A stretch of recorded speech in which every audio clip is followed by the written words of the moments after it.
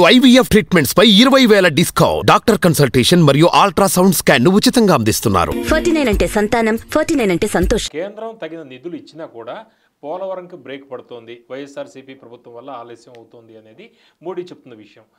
మీకు ఎలా కనిపిస్తుంది? పోలవరం చంద్రబాబు నాయుడు ఏటీఎం చేసినారు వీళ్ళే. మరి చంద్రబాబు నాయుడు 72% పూర్తి చేసిన చంద్రబాబు నాయుడు దాన్ని ఏటీఎం చేసినట్టు, ఇప్పుడేమో పూర్తి కాలేదంట్రీ. చేయాల్సింది మోడీ. అది జాతీయ ప్రాజెక్టు. మీరు ఎందుకు హ్యాండ్ ఓవర్ చేసుకోలేదు? పోలవరంకు కేంద్రం నిధులు ఇస్తే, నిధులు ఇచ్చిందా చెప్పండి? పునరావాస నిధులు ఇచ్చిందా? కేంద్రం పోలవరం పునరావాసాలకి నిర్వాసితులకు నిధులు ఇచ్చిందా? ఇచ్చిండే పోలవరం పూర్తయ్యేది. ఇది నేను చెప్పేది కాదు, చంద్రబాబు నాయుడు ప్రభుత్వం కూడా చెప్పింది. నేను చెప్పేది కాదు.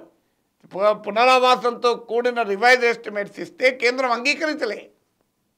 మరి జగన్మోహన్ రెడ్డి ప్రభుత్వం అప్పుడు పునరావాస నిధులు ఇవ్వలే. అంటే డ్యామ్ కట్టడానికి మా బాధ్యత, ఆ కట్టడం వల్ల నిర్వాసితున్న వారి సంగతి మాకు సంబంధం లేదంటారు. అది ఎట్లా సాధ్యమవుతుంది? సో కేంద్ర ప్రాజెక్టు జగన్మోహన్ రెడ్డి 5 ఏళ్ళు పూర్తి చేయలేదు. మీరు ఏం చేస్తారని అడుగుతున్నా. ఇప్పుడు నేను మీకు పనప చెప్తాను, మీరు చేయలేదనుకోండి, మీ నుంచి నేను మళ్ళీ రిటర్న్ తీసుకుంటాను లేదా? ఇది పార్లమెంటు చట్టంలో చెప్పిన ప్రాజెక్టు. బాధ్యత పోలవరం. చంద్రబాబు నాయుడు 5 ఏళ్ళు ఉన్నాడు, 72% పూర్తి చేశాడని ఆయన అన్నాడు. ఆయన దాన్ని ఏటీఎంగా మార్చుకున్నాడని మోడీ అన్నాడు. ఇప్పుడు ఇద్దరు కలిసి ఏమంటున్నారు? పోలవరం పూర్తి కాలే అంటున్నారు. పోలవరం పూర్తి కాకపోతే కేంద్రం ఎందుకు చేతుల్లోకి తీసుకోలేదంట. నేను ఎందుకు కేంద్ర ప్రభుత్వం ఎందుకు కూరుకున్నది అంట? కేంద్ర ప్రభుత్వానికి అధికారం లేదా అంట? దానికి ఆన్సర్ చెప్పలేదు. ఎలక్షన్ టైంలో వచ్చి పూర్తి కాలేదంటే ఏం లాభం అండి? 5 ఏళ్ళు ప్రేక్షక పాత్ర పోషించి 5 ఏళ్ళుగా ఎందుకు పోలవరం పైన కేంద్రం ప్రేక్షక పాత్ర పోషించింది? ఎందుకు జగన్మోహన్ రెడ్డి ప్రభుత్వాన్ని నిలదీయలేదు? మీ రాజకీయాలకు పోలవరం వాడుకుంటున్నారు, కానీ మాకు రాజకీయాలు కాదు, మాకు పోలవరం నీళ్ళు కావాలి. సో మీతో మంచుకుంటే పోలవరం ఒక రకంగా మాట్లాడతారు, మీతో చెడ్డగుంటే ఇంకో రకంగా మాట్లాడతారు. అల్టిమేట్గా పోలవరంలో నీళ్ళు కాదు, పాలిటిక్స్ ఉన్నాయి కదా. అవును. ఓకే, ప్రొఫెసర్ నాగేశ్వర్ గారు, మోడీ గారు తన సభలో, ఆంధ్రప్రదేశ్ సభలో బీజేపీ ఎన్డీఏ అధికారంలోకి వస్తుంది ఆంధ్రప్రదేశ్లో అని చెబుతున్నారు, కానీ ఎక్కడ బీజేపీ, టీడీపీ, జనసేన మా కూటమి అనేది టీడీపీ పేరెత్తట్లేదు, జనసేన పేరెత్తట్లేదు, బీజేపీ ఎన్డీఏనే అంటున్నారు. అంటే దీని వెనకాల ఏంటి మర్మం ఏంటి? ఇప్పుడు అది రాజమండ్రి సభలో క్లియర్గా మీరు చూడండి, తెలుగుదేశం అన్న పదం కూడా వాళ్ళే, తెలుగుదేశం అన్న పదం వాళ్ళే, జగన్ అన్న పదం వాళ్ళే. మొత్తం స్పీచ్ అంతా వినండి, తెలుగుదేశం అన్న పదం లేదు, జగన్ అన్న పదం లేదు. దాని మీనింగ్ ఏంటండి? What does it indicate? Narendra Modi చాలా అద్భుతమైన ఉపన్యాసకుడు. ఆయన ఏ ఉపన్యాసము అట్లా క్యాజువల్గా ఉండదు, ఏదో అన్ప్రిపేర్డ్గా ఉండదు. అయినా ప్రైమ్ మినిస్టర్ స్పీచ్ అనేది అన్ప్రిపేర్డ్గా ఉండదు, దానికి చాలా ఎక్సర్సైజ్ జరుగుతుంది, అందరూ తెలుసు కదా. అది ప్రైమ్ మినిస్టర్ అంటే మళ్ళీ ఆయన ఒక్క మాట అంటే అది ప్రపంచ ఇంపాక్ట్ ఉంటుంది, గ్లోబల్ ఇంపాక్ట్ ఉంటుంది.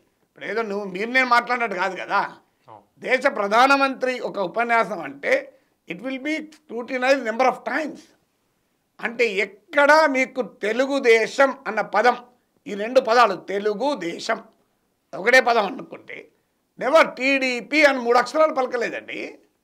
మీకు విచిత్రంగా ఉంటుంది. నేను రాజమండ్రి స్పీచ్ మొత్తం వినండి, టీడీపీ అనే అక్షరం లేదు అక్కడ ఎక్కడ.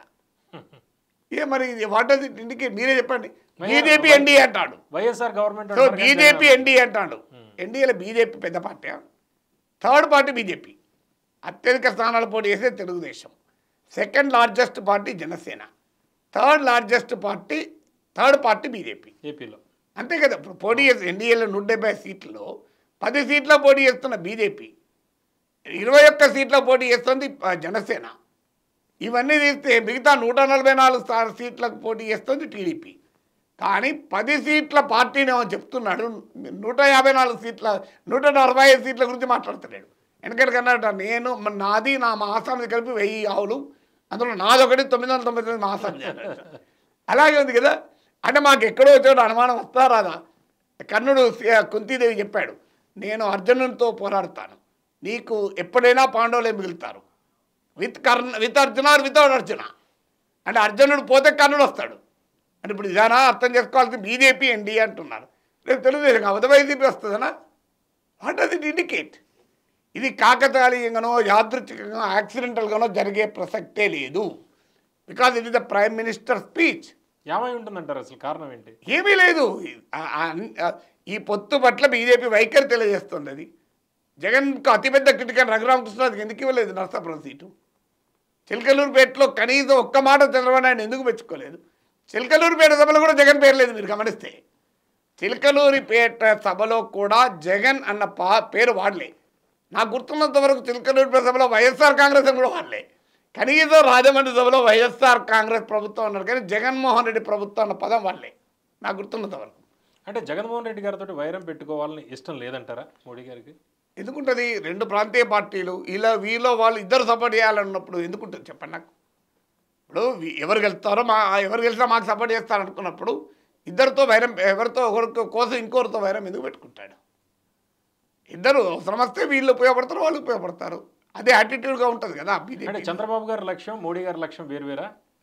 చంద్రబాబు నాయుడు లక్ష్యం మోడీ గారి లక్ష్యం జగన్మోహన్ రెడ్డిని ఎట్టి పరిస్థితుల్లో వైఎస్ఆర్ కాంగ్రెస్ లేకుండా చేయాలనే లక్ష్యం బీజేపీకి ఎప్పుడూ ఉండదు. ఉంటే ఆంధ్రప్రదేశ్ ప్రభుత్వానికి మోడీ సహకరించాడని చెప్పి తెలుగుదేశమే కదా ఆరోపించింది, నేను కాదు కదా. ఈ పొత్తుకు ముందు తెలుగుదేశం నాయకులు ఆరోపించారు కదా.